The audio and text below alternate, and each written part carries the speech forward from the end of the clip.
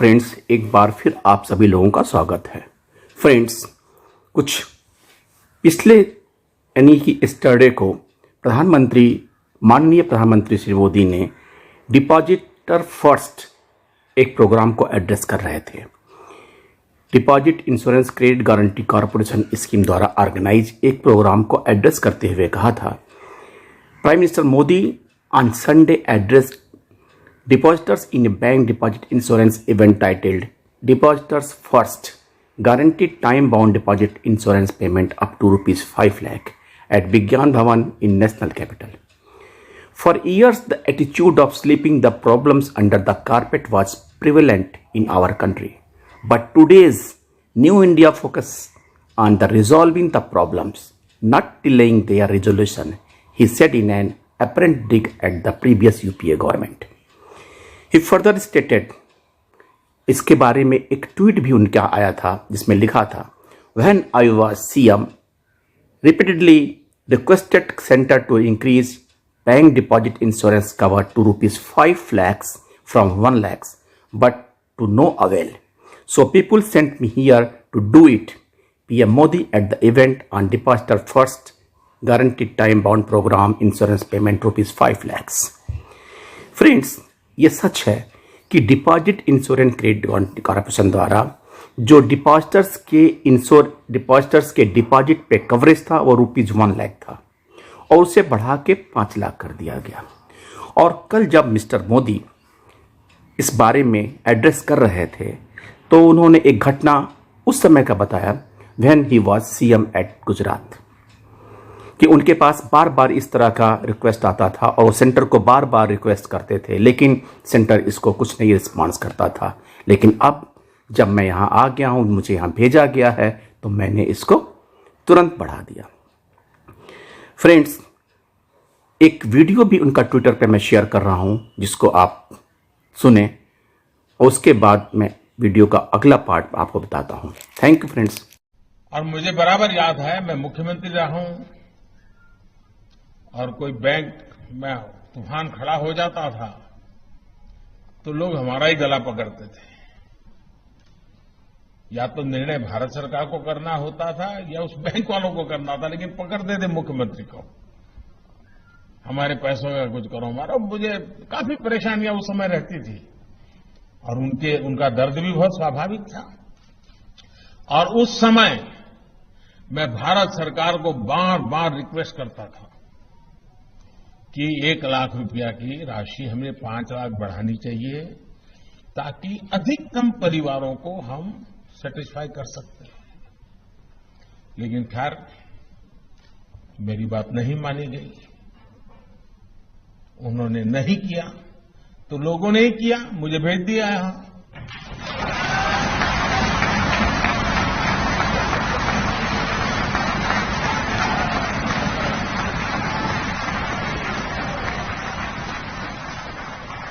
मैंने कर भी दिया। आपने श्री माननीय प्रधानमंत्री का भाषण सुना। उन्होंने एक बात कहा कि जब मैं सीएम था तो मेरे पास इस तरह की प्रॉब्लम्स आती थी और मैं सेंट्रल से रिपीटेडली रिक्वेस्ट करता था। अब यहाँ पे 2 बातें हैं। एक तो हमारे जितने भी माननीय लीडर्स हैं, नेतागण हैं, उनका सबसे बड़ा काम होता है कि अगर छोटा सा भी काम करें तो अपना पीठ थपथपाते हैं और उसका श्रेय लेते हैं। यहाँ पे मैं एक बता दूं कि अगर 1 लाख से 5 लाख तक किया गया तो इस समय देखते हुए इन्फ्लेशन, देखते हुए महंगाई, देखते हुए financial crisis, 5 lakh amount sufficient है? शायद नहीं। लेकिन चूंकि गवर्नमेंट ने किया है तो गवर्नमेंट इसको बड़ा चढ़ा के अपना पीठ थपथपा रही है। दूसरी बात, इस दिवालियापन कहाँ हो रहा है? बैंकों का डूबना कहाँ घटित हो रहा है? प्राइवेट बैंक्स में, कोऑपरेटिव बैंक्स में, जिनका मैनेजमेंट केवल कुछ लोगों के हाथों में है। कोई government sector bank, public sector bank इस तरह नहीं डूब रहा है जिस तरह से ये बैंक को डूब रहे हैं। पब्लिक सेक्टर बैंक अभी भी स्टेबल है, कांस्टेंट और प्रॉफिटेबल मेकिंग है। हम एनपीए के पार्ट बात करते हैं। और एनपीए भी जो बढ़ता है उसका मुख्य रीजन केवल कॉरपोरेट्स हैं, ना कि छोटे लोन्स ज़्यादा हैं, और उसके पीछे गवर्नमेंट स्कीम्स हैं, सोशल वेलफेयर है, वहाँ पे एनपीए इंक्रीज हो रहे हैं। अगर मोदी सरकार हमारे लोगों पे ध्यान देना चाहती है तो फिर बैंक प्राइवेटाइज क्यों कर रही है? क्योंकि जब ये बैंक प्राइवेटाइज होंगे तो फिर वही नौबत आएगी डूबने की, और फिर डिपॉजिट इंश्योरेंस के कवरेज से मिलने की बात आएगी। पीएमसी बैंक डूबा, हजारों लोग बेघर हो गए, बिना पैसे के हो गए, उनका पेमेंट अभी तक नहीं हुआ।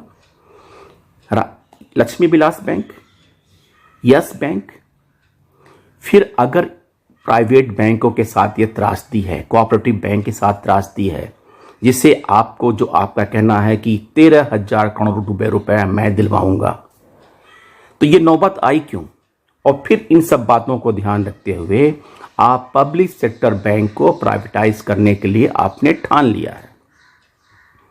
और ये पब्लिक सेक्टर बैंक जब प्राइवेट सेक्टर हो जाएंगे, कुछ चंद हाथों के उनका मैनेजमेंट होगा, कुछ चंद हाथों की ओनरशिप होगी, तो नेचुरली वो इसका लाभ उठाएंगे और इसे डुबोएंगे। वो कॉरपोरेट्स अपना अच्छा काम करके निकल जाएंगे और बैंक को छोड़ देंगे।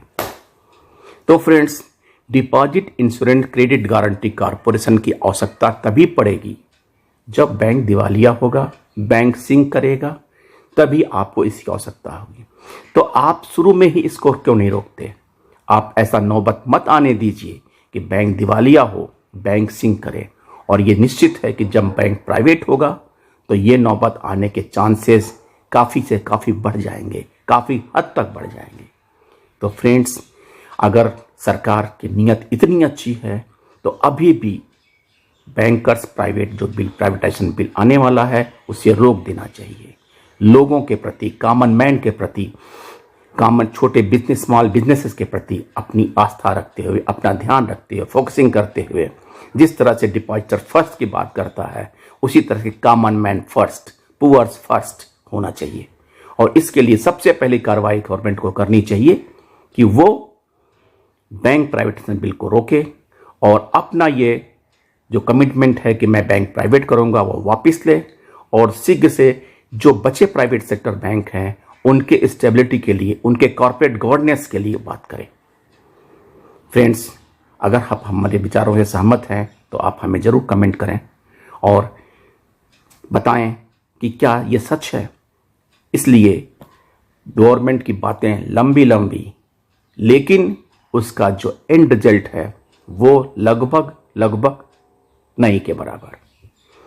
थैंक यू फ्रेंड्स, नए वीडियो में आपके साथ फिर मिलते हैं, तब तक के लिए धन्यवाद। Thank you.